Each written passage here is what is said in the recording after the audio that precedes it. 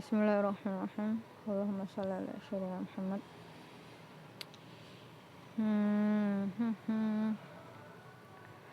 Arsip Tragedi Mei 1998. Reformasi yang dibayar dengan dana dan duka seluruh rakyat Indonesia.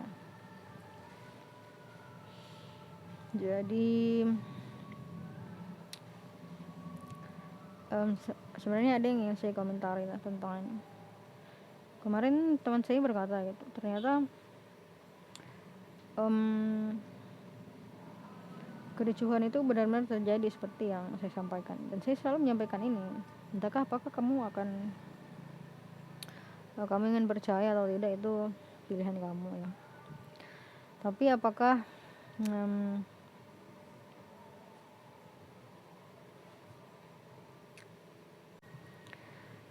seperti yang sudah saya jelaskan lalu ya, bahwa kericuhan itu akan terjadi karena efek Mulyono gitu. Efek Mulyono, semua ini terjadi karena efek Mulyono. Efek Mulyono saya sudah jelaskan ya. Jadi Mulyono itu merusak hukum dengan mempertontonkan ketidakadilan pada waktu Pilpres kemarin. Dan karena ketidakadilan itu dipertontonkan, makanya saya bilang dia seperti membangunkan orang-orang jahat di Wakanda. Nah, terbangunlah orang-orang jahat ini bangun. Dan ternyata orang jahatnya ngumpul di orang jahatnya ngumpul di situ, di DP itu. Oh, ada nama barunya. Ternyata nama barunya DPRI ya. DPRI. Jadi mereka ngumpul di DPRI gitu kan.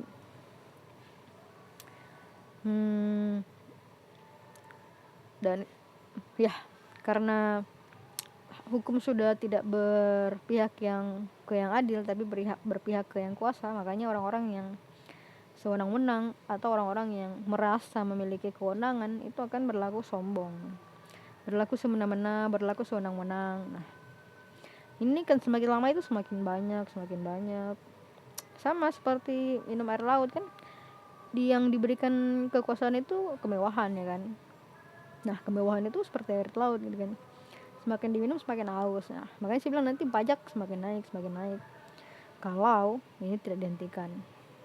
Nah, karena jika ini semakin terjadi gitu kan, misalnya pajak semakin naik, harga-harga semakin naik, terjadilah tragedi. Nah, tapi tragedi kericuhan ini ternyata dipicunya bukan karena hanya naik harga ya, justru karena omongannya yang terlalu jahat kepada rakyat gitu.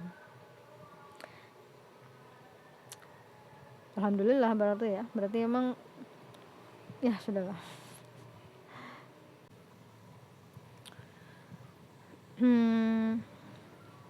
Jadi seperti yang saya jelaskan ya, selama Mulyono belum diadili, selama GIP belum diturunkan, itu kerusuhan-kerusuhan seperti ini akan muncul itu.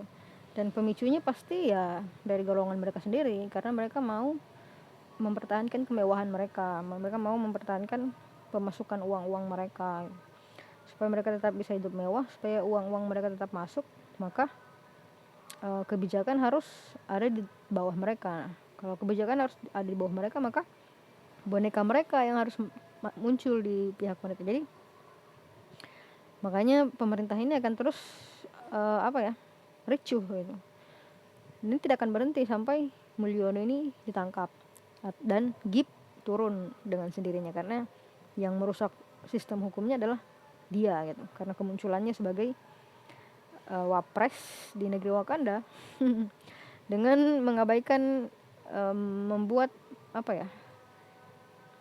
menginjak-injak lah, kalau saya bisa bilang menginjak-injak hukum yang dipegang oleh Mahkamah Konstitusi. Jadi hukum itu memang jadi barang yang menyedihkan gitu. Nah, kalau barang hukum itu menjadi barang yang menyedihkan, maka disitulah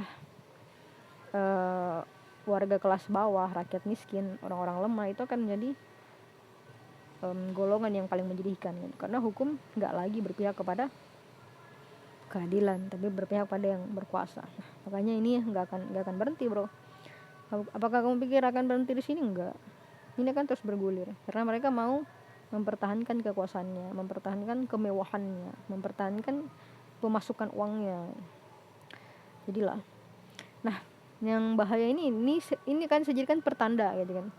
Kemarin kan kalau nggak salah yang minta supaya TikTok live ini nggak muncul itu, kalau saya nggak salah itu polis ya. Polis kan. Nah itu semuanya pertanda itu. Jadi kalau ada polis atau siapapun itu, prajurit lah yang saya bilang prajurit. Kalau prajurit pemerintah itu mengatakan hal seperti ini, nah itu pertanda, berarti mereka akan membuat kekacauan. Jadi kalau nanti akan muncul seperti ini, siap-siap ya, semuanya siap-siap, berarti kekacauan akan mereka diciptakan oleh prajurit pemerintah ini. Jadi semua orang bersiap-siap. Kalau mereka prajurit pemerintah mengatakan sesuatu seperti ini, maka itu artinya kekacauan akan diciptakan. Dan ini terjadi di Palestina gitu kan. Itulah kenapa mereka membantai jurnalis, menggenus-genus jurnalis, karena mereka tidak mau menunjukkan kebenaran gitu kan. Nah seperti itu juga kenapa mereka menghentikan ini live TikTok ini. Salah satu tujuannya karena mereka mau mencegah informasi tentang pembantaian yang akan mereka lakukan atau kekacauan yang mereka lakukan itu tersebar. Kalau informasinya tersebar cepat, kan live itu informasi yang tersebar cepat lah ya. Dan kalau informasinya tersebar cepat, nah akan muncul kegagalan untuk atas rencana mereka untuk membuat kekacauan itu. Karena yang menyatakan ini adalah prajurit pemerintah sendiri, berarti memang mereka pelakunya dan mereka meniatkan hal ini.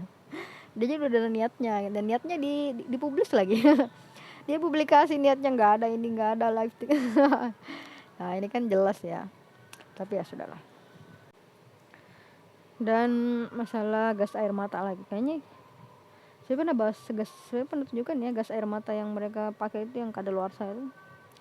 Meskipun ini nggak kadaluarsa, tetap aja ada yang meninggal. Ternyata ada yang meninggal bro, karena gas air mata ini. Tapi ya jangan kan satu orang mahasiswa kan Kanjuruhan aja berapa orang tuh yang meninggal. Artinya mereka memang prajurit pemerintah ini nggak peduli. Mereka nggak peduli siapapun yang mati oleh gas air mata, mereka tetap menggunakan gas air mata. Dan sekali lagi saya katakan, sampai ditangkapnya Mulyono dan GIP turun dari wapresnya, turun dari jabatannya, ini nggak akan berhenti. Kerusuhan ini nggak akan berhenti. Mereka akan tetap melakukan ini sampai mereka menjadi penguasanya. Makanya Prap, saya nggak tahu bagaimana strategi Prap nih. Tapi dari kalimat-kalimat Prap, dia menyuruh kita semua menunggu. Saya nggak tahu menunggu sampai kapan. Tapi sudahlah.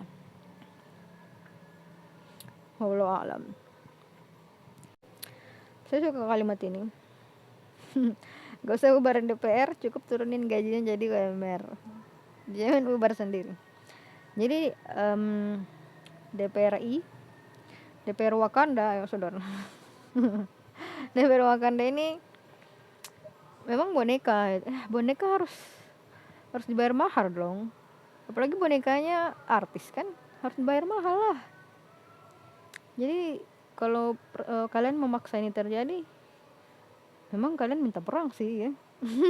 Berarti orang rakyat Indonesia kalian mau perang ya. Kalau mau perang ya nggak masalah sih, saya nggak masalah. Tapi siap-siap korban banyak berarti. Cuman saya takutnya kalau rakyat ini nggak paham dinamika perang, nggak tahu perang, korbannya bakal banyak sekali berarti. Banyak sekali berarti korbannya. Jadi kalau kalian mau perang ya, minimal kalau mau perang itu ada strategi lah. Ada strategi atau taktik lah. Kalian itu mau perang lawan secara hukum orang-orang yang memiliki senjata. Berat itu berat loh. Jadi kalau rakyat memang berniat perang, sebaiknya kalian melakukan konsolidasi lebih lanjut ke ke Prap. Dan saya nggak tahu apakah memang Prap mendukung rakyat, wallahu alam. Karena dari kalimat-kalimat dia selalu mengatakan tunggu. Tapi ya sudahlah, udah menjadi hak kita untuk meminta keadilan untuk diri kita sendiri. Wallahu alam.